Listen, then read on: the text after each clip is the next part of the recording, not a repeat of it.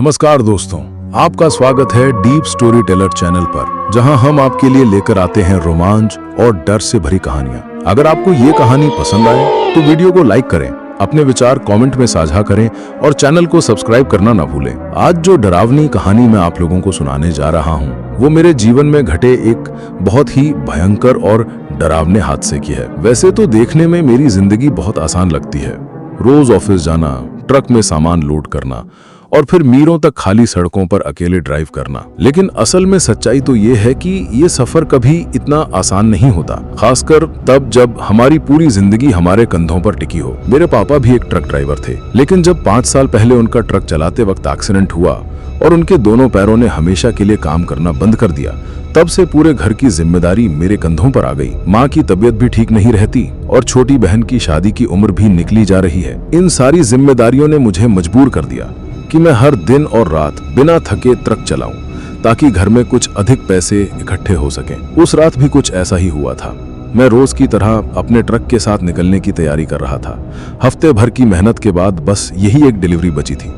मैं सोच रहा था कि ये काम जल्दी से खत्म करके मैं अगले दिन कुछ आराम कर लूंगा। मैं ये बात सोच ही रहा था कि तभी मुझे एक फोन आया।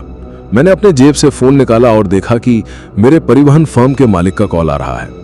ये देखकर मैंने तुरंत ही कॉल उठा लिया। मालिक की आवाज से साफ पता चल रहा था कि कोई इमरजेंसी है। मालिक ने कहा, राहुल, हमें अभी एक एक्सप्रेस डिलीवरी करनी है। सामान बहुत जरूरी है और उसे सुबह तक पहुंचाना है।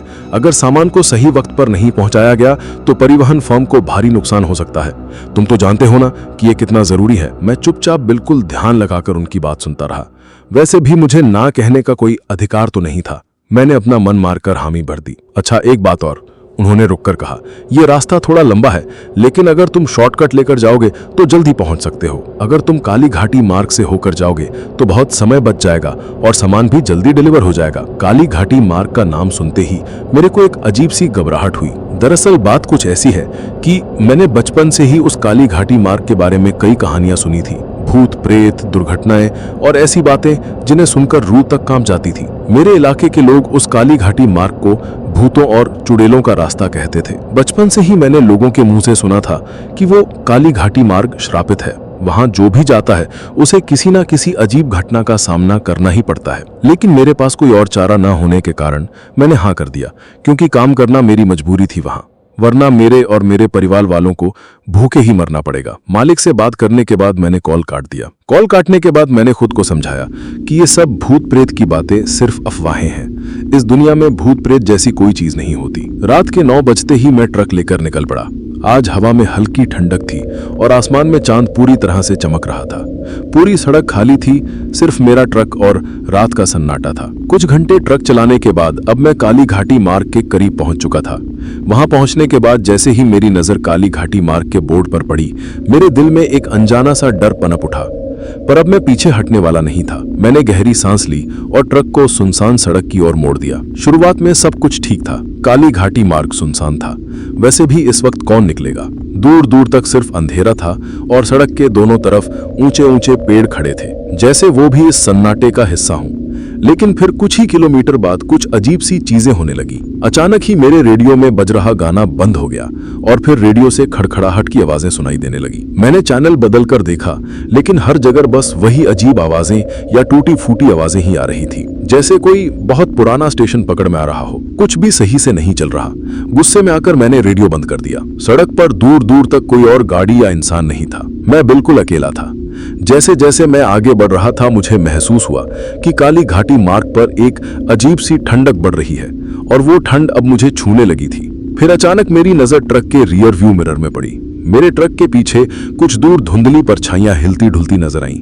मैंने पलट कर देखा, लेकिन वहां कुछ नहीं था, सिर्फ अंधेरा और धीरे धीरे बढ़ती धुंध। क्या मैं सच में ये सब देख रहा हूँ या ये बस थकान का असर है? मैंने खुद से सवाल किया। इन्हीं सब विचारों से लड़ते हुए मैंने आगे देखा, लेकिन जैसे ही मैंने आगे की सड़क पर नजर डाली, तब सड़क का नजारा देखते ही मेरे तो होश उड़ गए। मैंने देखा कि सामने कुछ ही दूरी पर एक आदमी सड़क के बीचों बीच खड़ा था। उसने सफेद कपड़े पहने हुए थे और वो मुझे सड़क पर खड़े खड़े बिना पल के झपकाए घूरे जा रहा था। मैंने घबराकर तुरंत ब्रेक मारी, पर उस आदमी ने कोई हरकत नहीं की। जैसे उसे मुझसे टकराने का कोई डर ही ना हो। क्या पागल आदमी है, मैंने सोचा। और जैसे ही ट्रक रुका, मैंने शीशे से बाहर झांका, पर वहां कोई नहीं था। सड़क पूरी तरह खाली थी। मैं हक्का बक्का रह गया। क्या मैंने सच में किसी को देखा था या ये सब मेरे दिमाग का वहम था? अब तो मेरा पूरा शरीर डर के मारे कांपने लगा। मैंने अपने चेहरे को मसलते हुए खुद को शांत करने की कोशिश की। मैंने खुद को दिलासा देते हुए कहा कि ये सब बस थकान की वजह से हो रहा है। कई दिनों से मैं ठीक से सोया नहीं ना हूं, इसलिए ये सब हो रहा है। पर मेरा मन मान नहीं रहा था। उस जगह में कुछ तो अजीब था। ऐसा लग रहा था जैसे कोई अदृश्य ताकत वहां मौजूद हो जो मेरे हर हरकत को देख रही हो। खैर, जो भी हो, मैंने ट्रक फिर से चालू किया और आगे बढ़ने लगा। कुछ किलोमीटर आगे जाने पर धुंध और घनी हो गई। अब सामने की सड़क भी मुश्किल से दिख रही थी। मैंने ट्रक की स्पीड और कम कर दी। चारों तरफ अजीब सा सन्नाटा छाया हुआ था। ना कोई जानवर, ना कोई और गाड़ी। तभी अचानक ट्रक का स्टीयरिंग अपने आप झटके से घूमने लगा। ऐसा लगा जैसे किसी ने उसे अपनी मर्जी से घुमाने की कोशिश की हो। मैं घबरा गया और स्टीयरिंग पर अपनी पकड़ और मजबूत कर दी। ये क्या हो रहा है मेरे साथ, मैंने खुद से कहा। कुछ ही पलों में स्टीयरिंग का घूमना बंद हो गया, लेकिन अब मेरे दिल की धड़कन रुकने का नाम ही नहीं ले रही थी। अब तो मेरे हाथ पैर भी कांपने लगे थे। मैंने ट्रक की शीशे में फिर से झांका। इस बार मुझे पूरी उम्मीद थी कि मुझे कुछ अजीब जरूर दिखेगा, और हुआ भी कुछ ऐसा ही। मैंने देखा कि मेरे पीछे सड़क पर एक छोटा सा लड़का खड़ा था।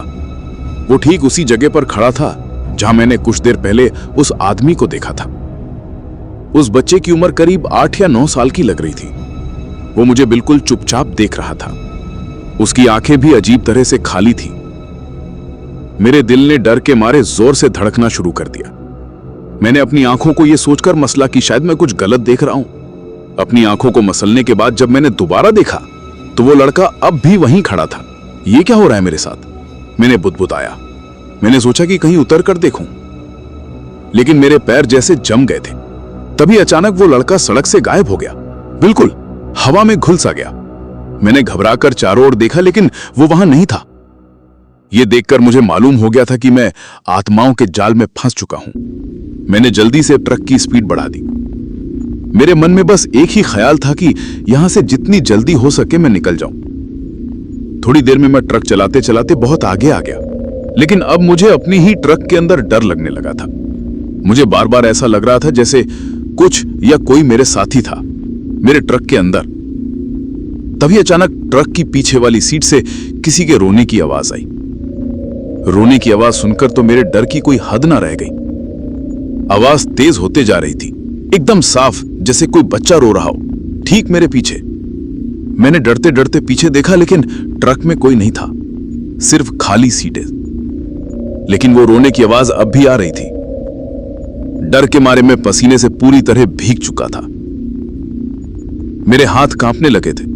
तभी अचानक मेरे सामने सड़क पर मैंने देखा कि एक पूरा परिवार खड़ा है। मां, बाप और एक छोटा बच्चा। वो तीनों एकदम बीच सड़क पर खड़े थे। उनको अपने सामने देखकर मैंने तेजी से ब्रेक मारी। ब्रेक मारते ही ट्रक जोर से झटका खाकर रुक गया। मेरा कलेजा मुंह को आ गया। मैंने सोचा कहीं वो लोग मेरे ट्रक के नीचे तो नहीं ना आ गए। ये सोचकर मैंने तेजी से अपने ट्रक का दरवाजा खोला और बाहर कूदकर उतर गया। मैंने चारों तरफ देखा, लेकिन वहां कोई नहीं था। यह देखकर मैं बहुत हैरान और डल गया। मैं सोच रहा था कि ऐसा कैसे हो सकता है?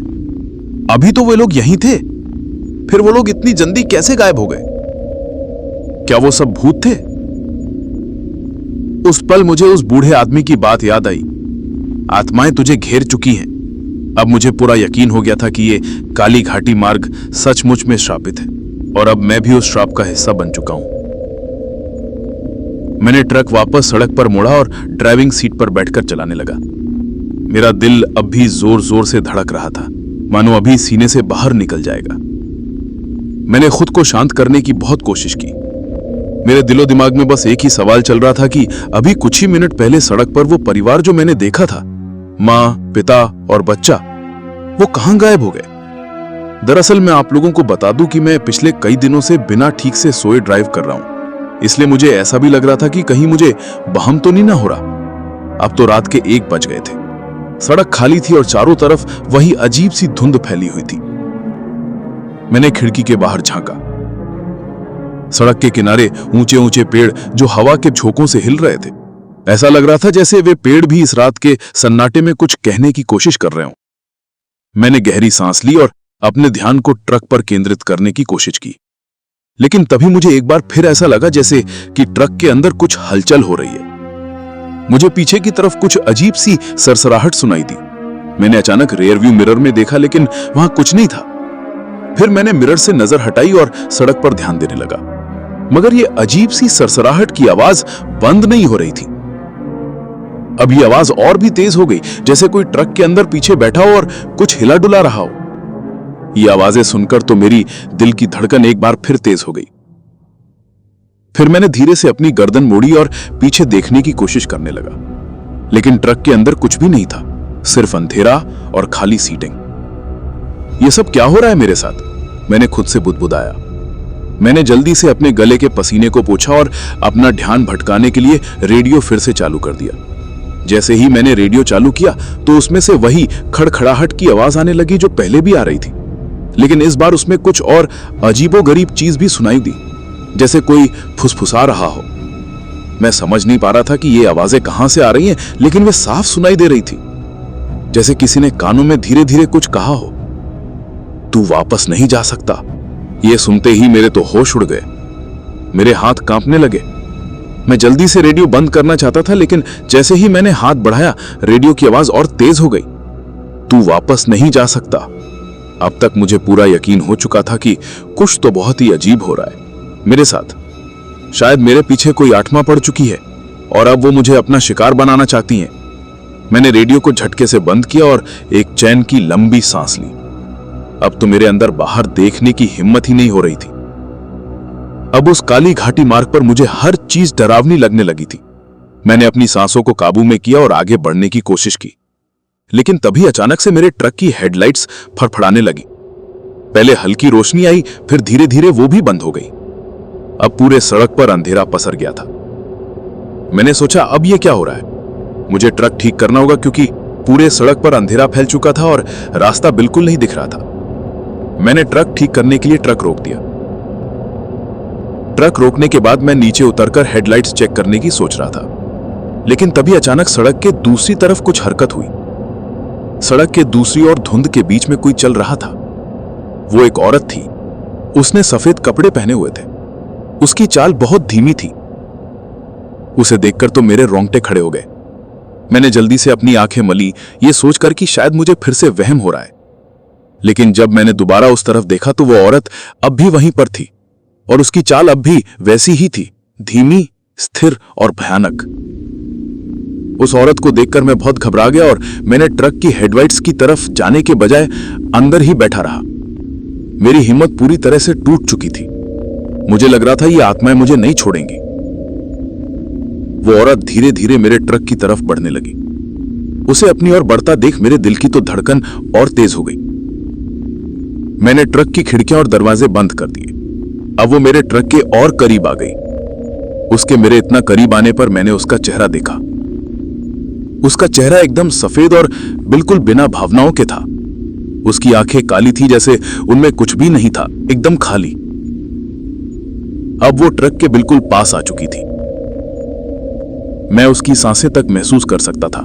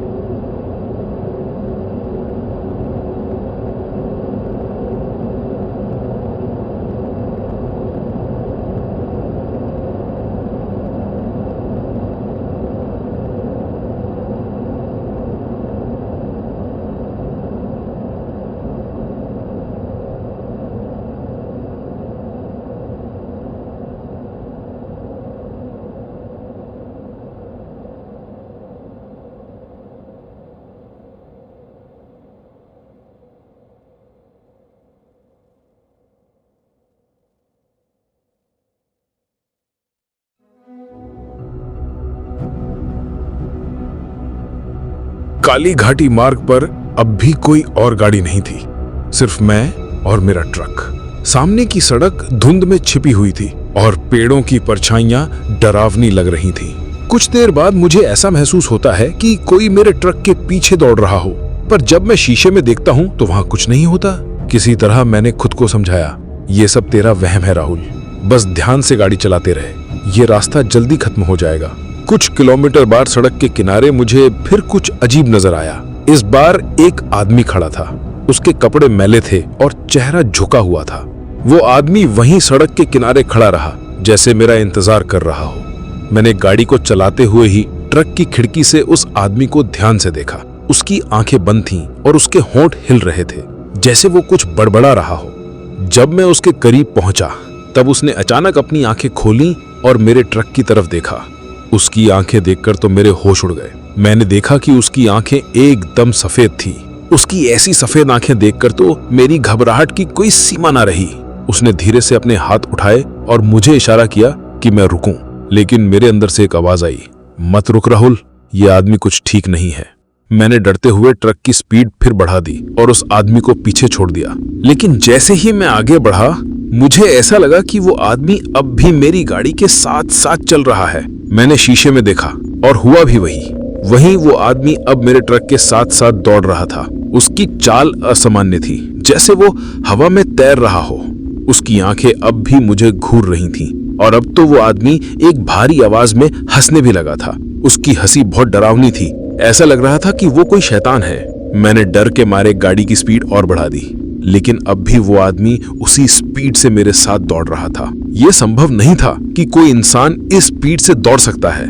मैंने जोर से चिल्लाया, एक भगवान के लिए बस अब ये सब खत्म हो जाए। मैंने एक हाथ से स्टीयरिंग पकड़ रखा था और दूसरे से भगवान की माला। ऐसा लग रहा था जैसे मौत मेरे पीछे ही दौड़ रही है। मेरे दिमाग में बस एक ही सवाल था, क्या मैं आज यहाँ से जिंदा वापस जा पाऊंगा? जैसे ही मैंने ट्रक की स्पीड और बढ़ाई, वो आदमी अचानक से एक भयानक हंसी के साथ गायब हो गया।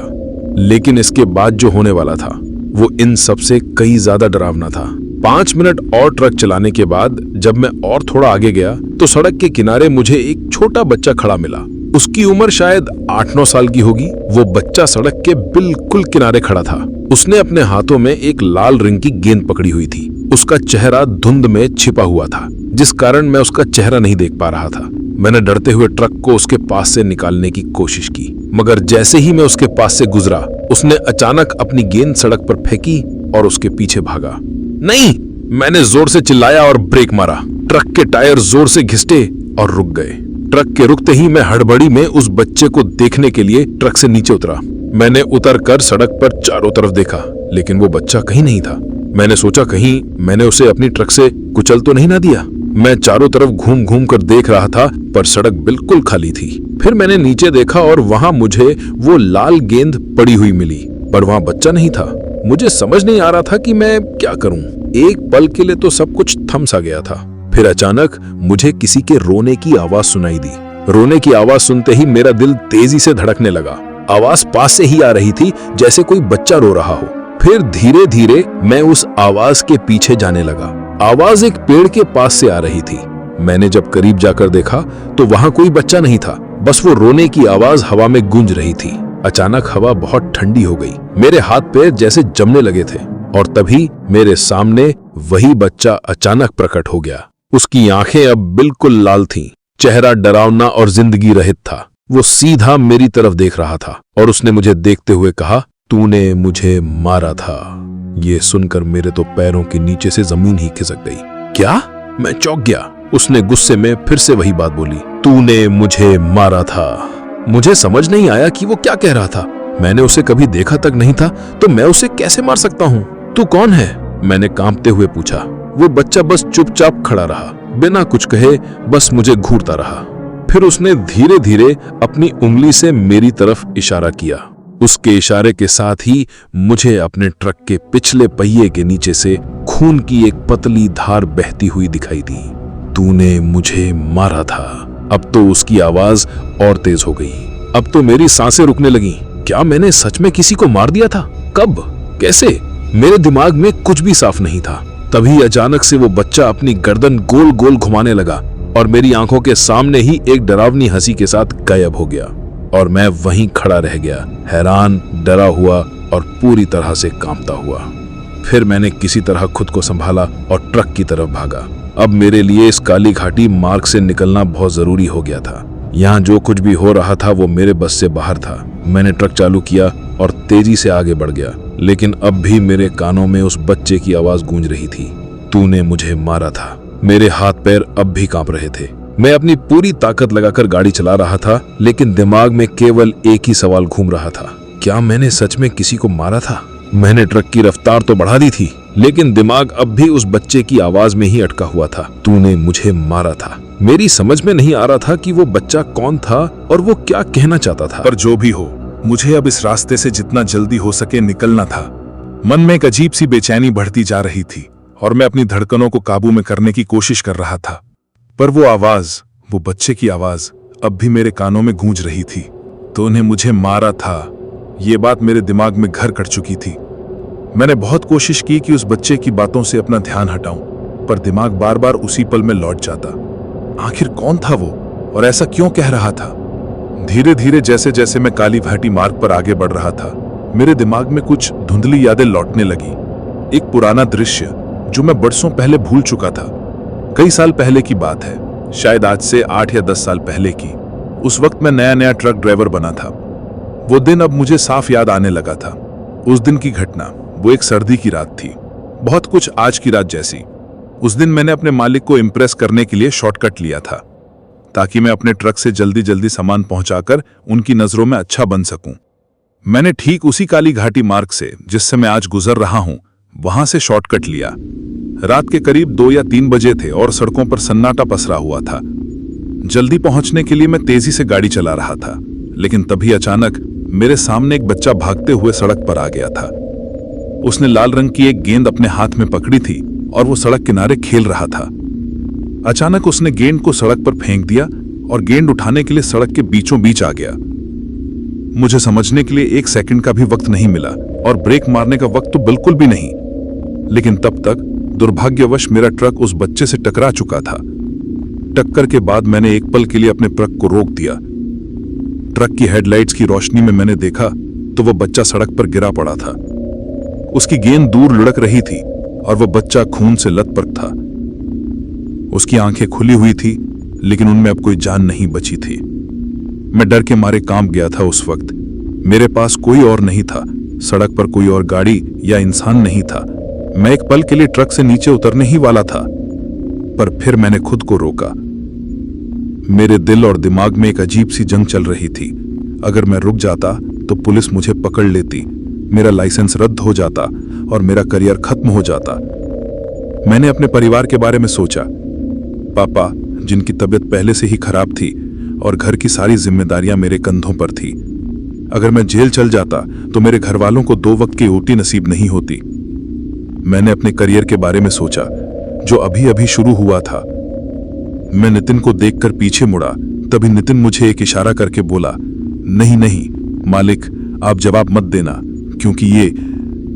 मुझे रुककर बच्चे की मदद करनी चाहिए थी, लेकिन मेरे मन में डर और स्वार्थ हावी हो गए थे।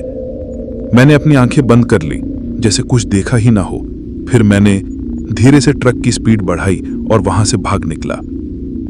मुझे याद है, उस रात में किसी तरह उस हादसे को अपने दिमाग से निकालकर भागने में सफल हो गया था। मैंने अपने मन में एक झूठा विश्वास बना लिया था कि यह बस एक दुर्घटना थी और मेरे पास कोई चारा नहीं था। मैंने इसे अपने अंदर कहीं गहराई में दफना दिया था, पर आज इतने सालों बाद वही बच्चा फिर से मेरे सामने आ गया था। तूने मुझे मारा था, उसके ये शब्द मेरे दिल को चीर रहे थे। अब मैं समझ गया था कि वो बच्चा कौन था। वो उसी हादसे का शिकार था। सच कहूं तो उस घटना के बाद मैंने उस हादसे के बारे में कभी किसी से बात नहीं की थी, ना घर वालों से, ना दोस्तों से। मैंने कोशिश की थी कि इसे भूल जाऊं, पर अब लगता है कि वो हादसा कभी मेरे दिमाग से गया ही नहीं था। मैंने उसे यादों के किसी कोने में दफना दिया था, पर आज वो परछाई बनकर मेरे सामने लौट आया था। मेरी सांसें तेज होती जा रही थी। तूने मुझे मारा था, वो शब्द बार बार मेरे कानों में गूंज रहे थे, और अब मैं समझ चुका था कि ये रास्ता मुझे उस बच्चे की मौत की सजा दे रहा है। मेरे मन में अब सिर्फ एक ही सवाल था, क्या मैं आज इस काली घाटी मार्ग से जिंदा बाहर निकल पाऊंगा? क्यों किया मैंने ऐसा? क्यों भागा था मैं उस बच्चे को छोड़कर? मैंने खुद से पूछा। पर अब ये सवाल फिजूल थे। जो होना था वो हो चुका था। मैंने उस बच्चे को मारा था और अब उसकी आत्मा मुझसे बदला लेने आ गई है। ट्रक की स्पीड बढ़ाने के बावजूद ऐसा लग रहा था कि मैं कहीं नहीं जा रहा हूं, जैसे मैं एक ही जगह पर घूम रहा हूं। हर मोड़ एक जैसा ही लग रहा था। मेरी घबराहट और बढ़ने लगी। मैंने अचानक ट्रक को सड़क के किनारे रोक दिया। अब आगे जाने की हिम्मत नहीं हो रही थी। मन कर रहा था कि सब कुछ छोड़ दूं और किसी तरह इस डर से भाग निकलूं। पर कहां जाता? हर जगह वही परछाइयां मेरा पीछा कर रही थीं। मैंने ट्रक से उतरने की कोशिश की, लेकिन पैर जमीन पर पड़ते ही लगा कि जैसे कोई मुझे रोकने की कोशिश कर रहा हो। हवा में एक अजीब सा भारीपन था। मैं चारों ओर देख रहा था, लेकिन सड़क पर कोई नहीं था। तूने मुझे मारा था, वो आवाज फिर आई, इस बार और भी तेज और मेरे ठीक पीछे से। मैं एक झटके से मुड़ा, पर वहां कोई नहीं था। अब मैं पूरी तरह से हिल चुका था। मुझे लगा कि अगर मैं यहां और रुका तो या तो मैं मर जाऊंगा या फिर पागल हो जाऊंगा। मैं ट्रक की तरफ वापस दौड़ता हुआ गया और जल्दी से दरवाजा बंद कर लिया। मुझे माफ कर दो, मैं बुदबुदाया। मैंने वो जानबूझकर नहीं किया था। मैं डर गया था, इसलिए वहां से भाग गया। पर जवाब में बस वही सन्नाटा था। ट्रक के अंदर बैठते ही मुझे फिर से वही अजीब सरसराहट सुनाई देने लगी, ठीक मेरी सीट के पीछे से। मैंने डरते हुए पीछे मुड़कर देखा और तब मैंने उसे देखा। वो बच्चा, वही जिसने मुझे रुकने का इशारा किया था, अब वो मेरे ठीक पीछे बैठा था। उसकी अंगारों जैसी लाल आंखें मुझ पर टिकी हुई थी। उसका चेहरा सूजा हुआ था, जैसे कोई उसे कुचल चुका हो। वो बस मुझे घेरे जा रहा था, बिना कुछ बोले। उसकी आंखों में नफरत थी और होठों पर एक अजीब सी डरावनी मुस्कान। तूने मुझे मारा था, उसने धीरे से कहा, इस बार और भी शांत स्वर में। मैं चीखने की कोशिश की, पर मेरी आवाज गले में ही फंस गई। मैं हिल भी नहीं पा रहा था। मुझे ऐसा लग रहा था जैसे कि मेरे पैर जमीन से चिपक गए हों। उसने धीरे धीरे अपनी लाल आंखें मेरी ओर बढ़ाईं। अब वो मुझसे सिर्फ 2 इंच की दूरी पर था और मुझे घूरते हुए सूंघने लगा। उसे इतना करीब देखकर तो मेरी सिट्टी पिट्टी गुल हो गई। मैंने फिर से उससे माफी मांगने की कोशिश की, पर मेरी आवाज नहीं निकल रही थी। फिर अचानक वो बच्चा एक भयानक और जोरदार हंसी के साथ गायब हो गया। उसके जाने के बाद मैं वहीं अपने ट्रक में बैठा रहा, हक्का बक्का, कांपते हुए। अब मुझे समझ में आ गया था कि ये काली घाटी मार्ग मुझे मेरे अतीत के पापों का सामना कराने के लिए था। मैंने सोचा था कि वो हादसा मैं भूल गया हूं, पर असल में मैंने उसे कभी भुलाया नहीं था। वो हमेशा मेरी परछाई की तरह मेरे पीछे था और अब उसने मुझे पकड़ लिया है। मैंने ट्रक स्टार्ट किया और आगे बढ़ने की कोशिश की, पर अब हर मोड़, हर पेड़, हर धूल भरा कोना मुझे उस हादसे की याद दिला रहा था। मेरे मन में यह सवाल गूंज रहा था कि क्या मैं उस बच्चे की आत्मा से कभी बच पाऊंगा? पर अब एक बात तो साफ हो चुकी थी, मुझे अतीत का सामना करना ही पड़ेगा। मैं उस बच्चे से नहीं बच पाऊंगा। ट्रक की रफ्तार अब इतनी तेज थी कि स्टीयरिंग पर मेरी पकड़ जमकर रखना मुश्किल हो रहा था, पर मैंने ठान लिया था कि मुझे अब इस श्रापित काली घाटी मार्ग से जितनी जल्दी हो सके निकलना है। मगर एक अजीब सा एहसास था कि जितना मैं भागने की कोशिश कर रहा था, उतना ही ये रास्ता मुझ पर हावी हो रहा था। जैसे मैं कितना भी भाग लूं, मगर बार बार मैं एक ही जगह पर आ जा रहा हूं। उस बच्चे की भयानक परछाई अभी भी मेरे मन में जमी हुई थी। उसकी आवाज मेरे कानों में बार बार गूंज रही थी, तूने मुझे मारा था। मुझे समझ नहीं आ रहा कि मैं इस खौफनाक सफर से बाहर कैसे निकलूं। हर जगह से वो अतीत की आवाज मुझे वापस खींच रही थी। जैसे ही मैं एक और मोड़ से गुजरा, वैसे ही ट्रक का इंजन अचानक से झटके से बंद हो गया। पूरे ट्रक में अंधेरा छा गया। हेडलाइट्स भी एकदम से बुझ गईं और चारों तरफ घना अंधेरा फैल गया। मेरी धड़कनें तेज हो गईं। मुझे ऐसा लग रहा था जैसे कि अब सब खत्म हो गया। मैंने ट्रक के इंजन को बार बार स्टार्ट करने की कोशिश की, लेकिन वो चालू ही नहीं हो रहा था। ट्रक में गहरा सन्नाटा था, जैसे किसी ने अचानक से सब कुछ रोक दिया हो। सिर्फ मेरी भारी सांसें इस सन्नाटे को तोड़ रही थीं। तभी मुझे महसूस हुआ कि ट्रक के अंदर और कुछ है, कोई अदृश्य ताकत। मैं अकेला नहीं था। मेरी पीठ के पीछे से ठंडी हवा का झोंका आया, जैसे कोई मेरे ठीक पीछे खड़ा हो। मैंने खुद को हिम्मत दी, लेकिन दिल कह रहा था कि पीछे मुड़कर मत देख। लेकिन तभी अचानक मुझे ऐसा लगा जैसे किसी ने मेरे कंधे को हल्के से छुआ हो। मैंने खुद को हिम्मत दी और धीरे धीरे अपने गर्दन को घुमाया, और फिर जो मैंने देखा, उसे देखकर मेरा पूरा शरीर सुन्न पड़ गया। मेरे ट्रक की पिछली सीट पर वो बच्चा फिर से बैठा था, लेकिन इस बार उसकी आंखें और भी ज्यादा डरावनी थीं। उसकी आंखों के गड्ढे इतने लाल थे जैसे उनमें से खून निकल रहा हो। उसका चेहरा सूजा हुआ था और उस पर गहरे कट लगे हुए थे, जैसे वो उस हादसे के बाद भी उसी हालत में हो। तू यहाँ से बचकर नहीं जा सकता, उसने धीरे से हंसते हुए कहा। उसकी ये बात सुनकर तो मेरे रोंगटे खड़े हो गए। मेरे गले से आवाज ही नहीं निकल पा रही थी। मैं बस उसे घूरता रहा और वो मुझे। फिर अचानक ट्रक की खिड़कियों पर किसी ने जोर जोर से खटखटाना शुरू कर दिया। ऐसा लग रहा था जैसे बाहर से कोई घूंसे मार रहा हो। मैं हड़बड़ाकर खिड़की की तरफ देखने लगा, लेकिन वहां कोई नहीं था। पर खटखटाने की आवाजें अब और भी तेज हो गई थीं। पहले एक तरफ, फिर दूसरी तरफ, जैसे दर्जनों हाथ एक साथ ट्रक को पीट खड़े हों। खिड़कियां कांप रही थीं और ट्रक भी हिलने लगा था। मैं हक्का बक्का रह गया। मेरी सांसें रुक सी गई थीं और हाथ पैर बिल्कुल शून्य हो गए थे। ये क्या हो रहा है? मैं चिल्लाया, लेकिन मेरे शब्द कहीं दब के रह गए। अचानक ट्रक की छत से भी जोर जोर से खटखटाने की आवाजें आने लगी। ऐसा लग रहा था कि कोई ट्रक की छत पर चढ़कर उसे जोर जोर से पीट रहा है। मेरी हालत तो अब बहुत खराब हो चुकी थी, मगर फिर भी मैंने हिम्मत करके ट्रक का दरवाजा खोला और बाहर कूद गया। बाहर की हवा इतनी ठंडी थी कि मेरी सांसें जमने लगी, पर वो खटखटाने की आवाजें अब भी आ रही थीं। मैंने ट्रक के चारों ओर देखा, लेकिन वहां कोई नहीं था, पर आवाजें अब भी आ रही थीं। मैं समझ नहीं पा रहा था कि ये क्या हो रहा है, मगर तभी अचानक मेरे पैरों के पास कुछ हलचल हुई। मैंने नीचे देखा और जो मैंने देखा उसे देखकर तो मेरा कलेजा मुंह को आ गया। दरअसल मैंने देखा कि सड़क पर खून की एक पतली धार बह रही है। वो खून धीरे धीरे सड़क पर फैल रहा था और अब तो वो मेरे जूतों को छूने भी लगा था। नहीं, मैंने जोर से चीखते हुए पीछे हटने की कोशिश की, पर मेरे पैर जैसे जमीन से चिपक गए थे। सड़क का खून अब और भी तेजी से बहने लगा। मुझे ऐसा लगने लगा जैसे ये खून मेरे चारों तरफ घेरा बना रहा है और मुझे कहीं जाने से रोक रहा है। मेरे साथ ये सब हो ही रहा था कि तभी मेरी आंखों के सामने वो भयानक बच्चा फिर से आ गया। तूने मुझे मारा था ना, अब मैं तुझे मारूंगा, लेकिन मैं तुझे इतनी आसानी से नहीं मारूंगा। तेरे साथ खेल खेल कर तुझे तड़पा तड़पा कर मारूंगा, उसने फिर से कहा और इस बार उसकी आवाज गूंजने लगी। मैंने अपने कानों को ढकने की कोशिश की, पर उसकी आवाज इतनी तेज थी कि मेरे कान में झंझनाहट होने लगी। चारों तरफ सिर्फ एक ही शब्द गूंज रहा था, बदला बदला। सड़क पर बहता खून अब मेरे घुटनों तक पहुंच चुका था और मैं हिल भी नहीं पा रहा था। फिर अचानक वो बच्चा मेरे ठीक सामने खड़ा हो गया। उसका चेहरा खून से सना हुआ था, उसकी आंखें अब भी वैसी ही लाल और उसका शरीर जमीन से थोड़ा ऊपर उठ चुका था, जैसे वो हवा में तैर रहा हो। अचानक वो बच्चा मेरे बहुत करीब आ गया। उसकी आंखें अब मेरी आंखों से मिल रही थीं। मैं चाहकर भी उससे नजरें हटा नहीं पा रहा था। उसने धीरे धीरे अपना हाथ उठाया और मेरी गर्दन की तरफ बढ़ने लगा। मैंने पीछे हटने की कोशिश की, पर मेरे पैर जैसे जमीन में धंस चुके थे। उसका हाथ अब मेरी गर्दन तक पहुंच चुका था। उसकी उंगलियां बर्फ जैसी ठंडी थी और उन्होंने मेरी गर्दन को कसकर जकड़ लिया था। अब तो मेरा सांस लेना भी मुश्किल हो रहा था। मुझे माफ कर दो, मैंने किसी तरह से कहा, पर उसकी आंखों में कोई दया की भावना नजर नहीं आई। उसने अपनी पकड़ और मजबूत कर दी। अब मेरी सांसें थमने लगी और आंखों के सामने अंधेरा छाने लगा। मेरे हाथ पैर अब हिलना बंद हो चुके थे। मुझे ऐसा लग रहा था जैसे मेरी जान निकल रही हो। मगर तभी अचानक सब कुछ थम गया और वो बच्चा वहां से गायब हो गया। मगर उसने जाते जाते कहा, मैं फिर आऊंगा।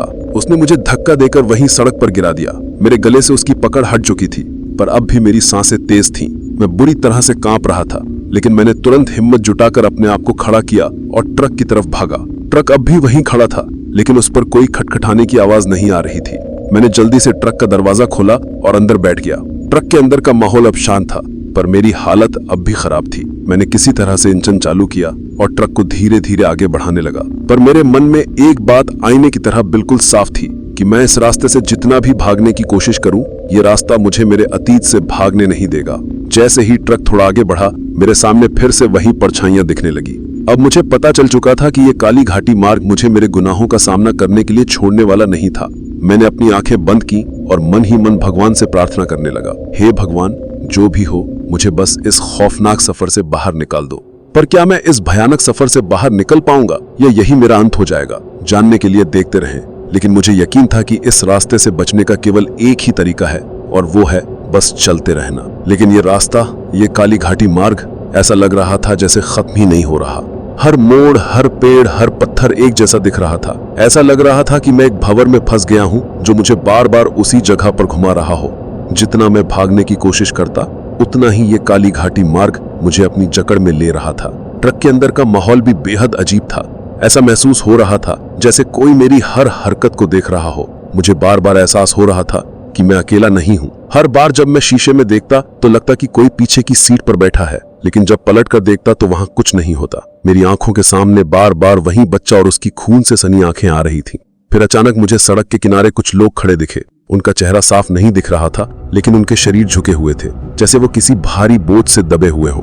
मैं उन्हें देखकर हैरान रह गया। इस सुनसान काली घाटी मार्ग पर इतनी रात को ये लोग क्या कर रहे थे? लेकिन साथ ही साथ मैं खुश भी होने लगा कि चलो इतने लोग आ गए, अब तो मैं बच जाऊंगा। मैंने ट्रक की स्पीड कम करी और ध्यान से उनकी तरफ देखने लगा। वो लोग धीरे धीरे मेरी तरफ बढ़ने लगे। उनकी चाल में एक अजीब सी मशीनी हरकत थी, जैसे वो इंसान न होकर कोई कठपुतलियां हो जिन्हें एक ही रफ्तार में चलने को कह दिया गया हो। उनके चेहरे अब भी धुंध में छिपे हुए थे, लेकिन उनकी आंखें चमक रही थीं, काली और गहरी। क्या ये सब भी आत्माएं ही हैं? मैंने बुदबुदाया। वो लोग मेरे पास आ रहे थे, जैसे मुझे रोकने की कोशिश कर रहे हो। उनको मेरी तरफ आता देख मैंने ट्रक की स्पीड बढ़ाई और उनके पास से निकलने की कोशिश की। लेकिन जैसे ही मैं उनके पास से गुजरा, उनमें से एक ने ट्रक के दरवाजे पर जोर से थपकी दी, जिससे पूरा का पूरा ट्रक हिल गया। मैं डरते हुए शीशे में देखा तो पाया कि वो लोग अब भी सड़क के किनारे खड़े हैं और मुझे घूर रहे हैं। ये सब क्या हो रहा है? मैंने खुद से बुदबुदाया। मुझे अब बिल्कुल भी समझ नहीं आ रहा था कि ये डरावनी घटनाएं कब खत्म होंगी।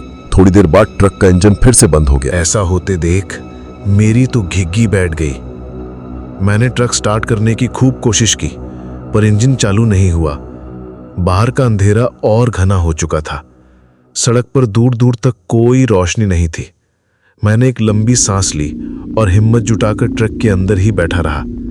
मैं सोच रहा था कि यहीं बैठकर रात गुजार लेता हूं, फिर बाकी सुबह देखा जाएगा। पर तभी मुझे महसूस हुआ कि ट्रक के अंदर कोई और भी है। पहले एक हल्की सी सरसराहट हुई, फिर पीछे से किसी के चलने की आवाज आई। मैंने डरते डरते पीछे मुड़कर देखा। पीछे मुड़कर मैंने जो देखा उसे देखकर मेरी घबराहट का कोई ठिकाना नहीं रहा। मैंने देखा कि वो बच्चा फिर से मेरी पिछली सीट पर बैठा था, लेकिन इस बार वो अकेला नहीं था। उसके साथ और भी लोग थे, वही लोग जिन्हें मैंने सड़क के किनारे खड़े देखा था। उनके चेहरे अब बिल्कुल साफ दिख रहे थे। वो सभी एक ही जैसे लग रहे थे।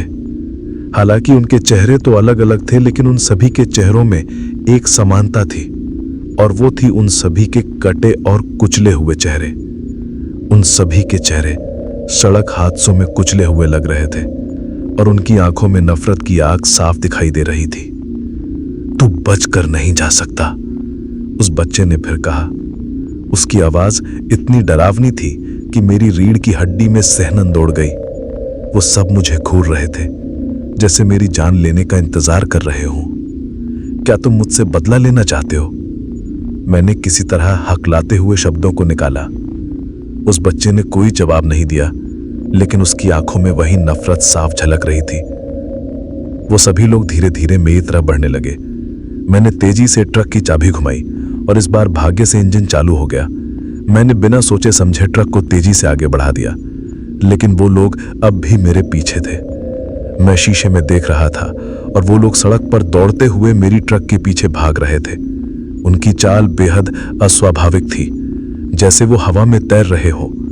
उनकी आंखें अब भी मुझ पर टिकी हुई थी और उनके चेहरे पर एक भयानक मुस्कान थी। भगवान का नाम लेकर मुझसे जितना तेज हो सकता था मैंने उतना तेज ट्रक चलाना शुरू कर दिया। मगर मैं जितनी तेज ट्रक चला रहा था, वो लोग भी उतनी ही तेजी से मेरे पीछे भाग रहे थे। मैं अब पूरी तरह से टूट चुका था। मुझे समझ नहीं आ रहा था कि मैं क्या करूं। यह भयानक आत्माएं मुझे छोड़ने वाली नहीं थी। वो मेरा पीछा कर रही थी, और मैं जितना भागने की कोशिश करता उतना ही वो मेरे करीब आ रही थी। मुझे अब समझ में आ गया था कि इन आत्माओं से भागना नामुमकिन है। अब मेरा अंत आ गया है। मैं इन आत्माओं के जाल में बुरी तरह से फंस चुका हूं। पर तभी सड़क के किनारे मुझे एक उजाले की किरण दिखाई दी। मैंने ध्यान से उस ओर देखा तो पाया कि वहां एक बूढ़े साधु खड़े हैं। उनके हाथ में एक त्रिशूल था और उनके शरीर से रोशनी निकल रही थी। वो मेरी तरफ ही देख रहे थे और उनके चेहरे पर एक अजीब सी शांति थी। मैंने उनको देखकर सोचा कि शायद यही साधु महाराज मेरे लिए आखिरी मौका है इस श्रापित काली घाटी मार्ग से बचने का। इसी बात को सोचकर मैंने ट्रक को झटके से रोका और ट्रक से उतरकर तेजी से उस साधु की तरफ भागा। बाहर की ठंडी हवा ने मेरे चेहरे को झकझोर दिया, लेकिन मेरी नजरें अब सिर्फ उस साधु पर ही टिकी हुई थी। उनके चेहरे पर एक लंबी सफेद दाढ़ी थी और उन्होंने गेरुआ वस्त्र पहना हुआ था। उनके हाथ में एक त्रिशूल था और उनके माथे पर भूत का टीका लगा हुआ था। उनकी आंखों में शांति थी, लेकिन गहराई भी, जैसे वो सब कुछ जानते हों, मेरा अतीत, मेरे पाप और ये खौफनाक घटनाएं। मैं उनकी तरफ लड़खड़ाते कदमों से बढ़ा। मेरी सांसें फूल रही थीं और दिल तेजी से धड़क रहा था। जब मैं उनकी तरफ भाग रहा था, तब मुझे ऐसा महसूस हो रहा था जैसे मेरे कदम भारी हो रहे हैं, जैसे कोई अदृश्य शक्ति मुझे पीछे खींचने की कोशिश कर रही हो। पर उन साधु को देखकर मेरे अंदर एक नई उम्मीद जाग गई थी।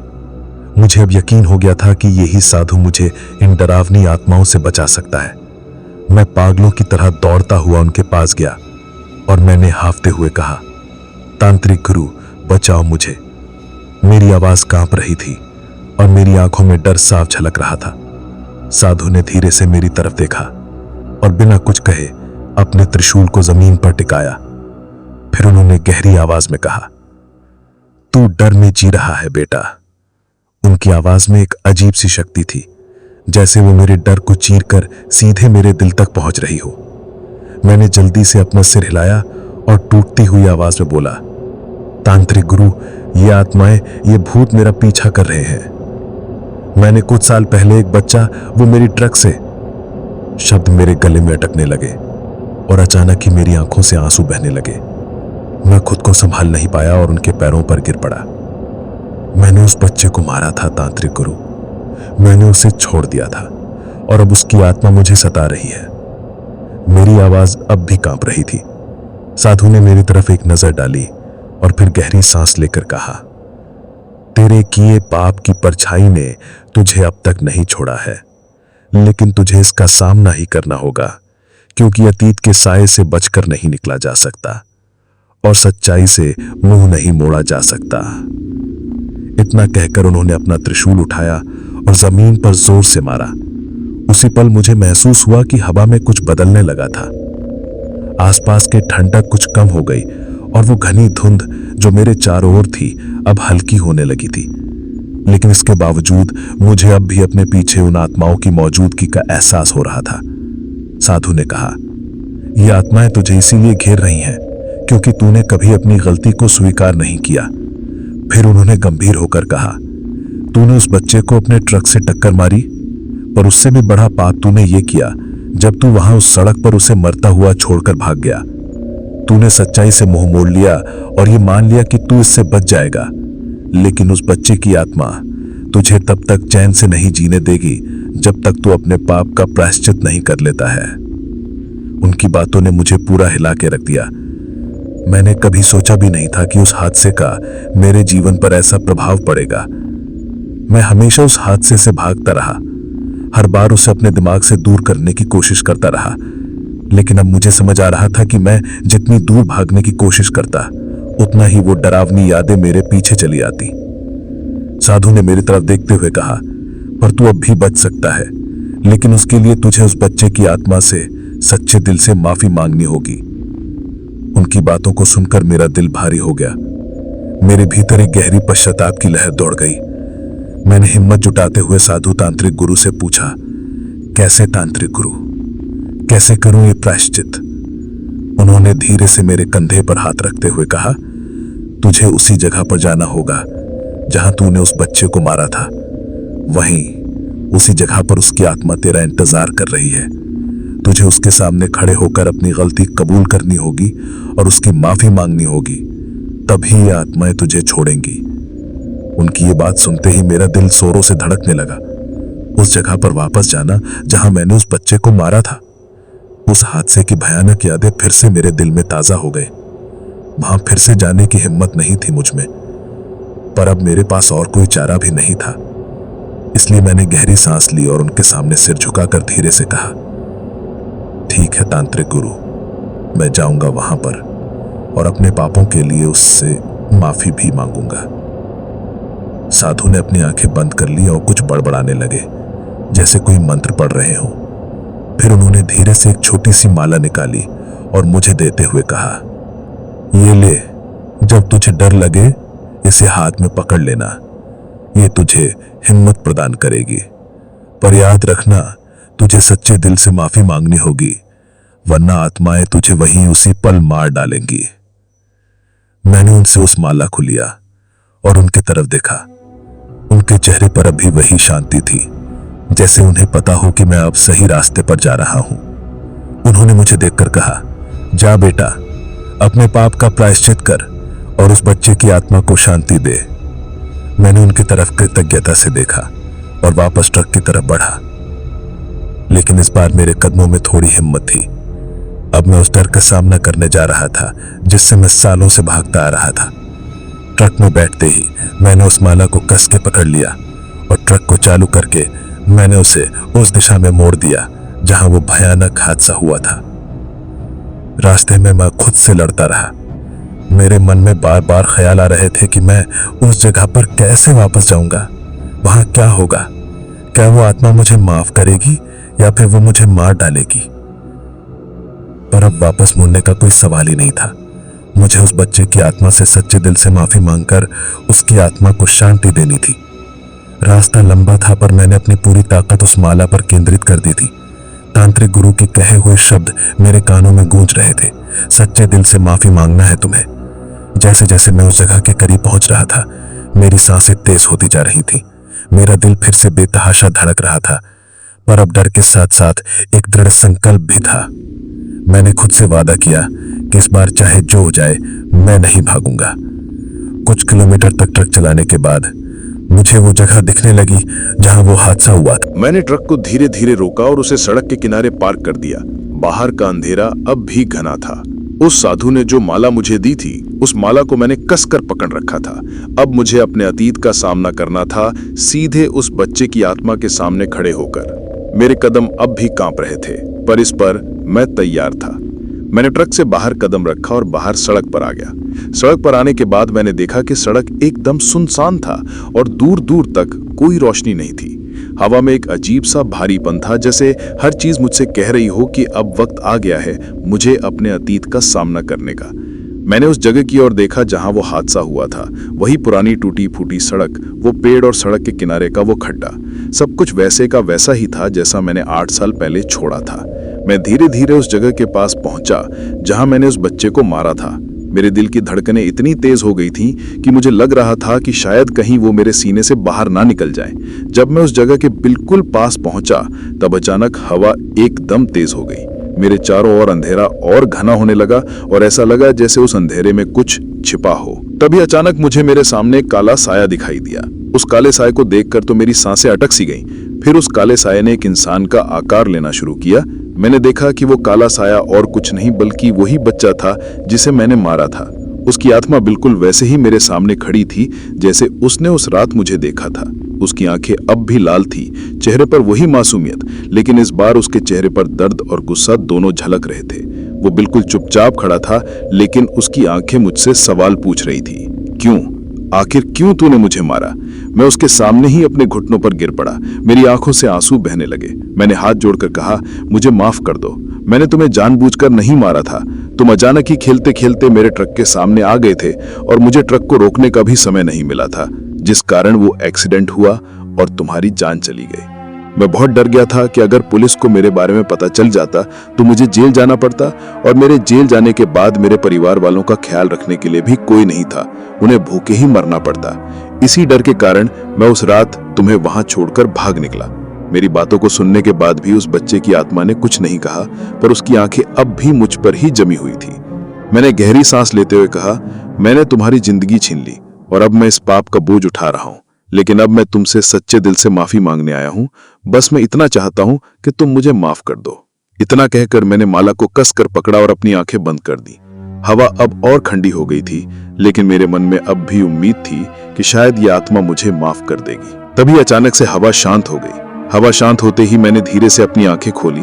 आंखें खोलकर मैंने देखा कि वो बच्चा अब भी वहीं पर खड़ा था, लेकिन इस बार उसकी आंखों में गुस्से की जगह थोड़ी नरमी आ गई थी। उसकी परछाई हल्की हो रही थी, जैसे वो धीरे धीरे हवा में घुल रहा हो। उसके होंठ थोड़े हिले और उसने धीरे से कहा, अब मुझे शांति मिल गई है। ये सुनकर मेरी आंखों से आंसू बहने लगे। मेरे मन से एक अजीब सा बोझ उतरने लगा। वो आत्मा अब मेरी आंखों के सामने गायब हो रही थी और उसके साथ ही उस जगह का सारा भारीपन भी चला गया। हवा अब बिल्कुल शांत हो चुकी थी और अंधकार भी धीरे धीरे छटने लगा। मुझे ऐसा लग रहा था मानो जैसे उस बच्चे की माफी ने मेरे पाप धो दिए हों। मैंने अपनी माला को देखा जो अब भी मेरे हाथ में थी। तांत्रिक गुरु की दी हुई वो माला सच में किसी चमत्कार से कम नहीं थी। मैंने आसमान की तरफ देखा और तांत्रिक गुरु को मन ही मन धन्यवाद दिया। अगर वो उस वक्त ना होते तो शायद मैं इस श्राप से कभी बाहर नहीं निकल पाता। मैं धीरे धीरे उठा और अपने आंसू पोंछते हुए ट्रक की तरफ बढ़ा। इस बार मेरे कदमों में हल्कापन था। मुझे लगा जैसे मैं किसी बंधन से आजाद हो गया हूँ। ट्रक में बैठकर मैंने इंजन चालू किया और इस बार बिना किसी रुकावट के ट्रक चालू हो गया, जैसे ये सफर भी अब खत्म होने के लिए तैयार हो। मैंने ट्रक को वापस मोड़ा और धीरे धीरे काली घाटी मार्ग पर वापस आने लगा। रास्ता अब साफ था, कोई धुंध नहीं, कोई परछाई नहीं, सिर्फ शांत अंधेरी रात। लेकिन इस बार उस रात के सन्नाटे में डर नहीं था, बस शांति थी। जैसे जैसे मैं आगे बढ़ता गया मेरा दिल भी हल्का होता गया। मैंने एक सुकून भरी सांस ली और महसूस किया कि मेरी जिंदगी का सबसे बड़ा बोझ अब मेरे मन से उतर चुका है। मैं जानता था कि मैंने बहुत बड़ी गलती की थी, लेकिन अब उस आत्मा ने मुझे माफ कर दिया था। अब मैं इस काली घाटी मार्ग से जिंदा निकलने वाला था, लेकिन एक बदले हुए इंसान की तरह, जिसके मन में अब किसी भी तरह का कोई बोझ नहीं था। जब मैंने ट्रक को काली घाटी मार्ग से उतारा और शहर की सड़कों पर पहुंचा तो मुझे ऐसा लगा जैसे मैं एक बिल्कुल नई दुनिया में कदम रख रहा हूं। मैं पिछले कुछ घंटों से जो झेल रहा था उसकी तुलना में ये शांति किसी वरदान से कम नहीं थी। मेरी आंखों के सामने से वो भयानक हादसे की यादें, बच्चा, भूतिया परछाइयां और हर डरावनी घटना गुजर रही थी, लेकिन अब उन यादों में उतना डर नहीं था जितनी राहत थी। उस आत्मा ने मुझे माफ कर दिया था और उसी माफी के साथ मेरा मन भी अब हल्का महसूस हो रहा था। ट्रक की हर गड़गड़ाहट के साथ मेरे मन का बोझ भी हल्का हो रहा था। हर बीतता पल मुझे उस डरावने सफर से दूर ले जा रहा था। ये अजीब था, लेकिन मैं खुद को हल्का महसूस कर रहा था, जैसे मेरे दिल से एक बड़ा पत्थर हटा लिया गया हो। तो दोस्तों, ये थी हमारी आज की कहानी। कहानी आपको कैसी लगी? अगर आपको ये कहानी पसंद आई हो तो कृपया डीप स्टोरी टेलर चैनल को सब्सक्राइब करें, वीडियो को लाइक करें और अपने विचार कमेंट में जरूर बताएं। आपका समर्थन हमें और भी डरावनी और रोमांचक कहानियां लाने के लिए प्रेरित करता है। धन्यवाद।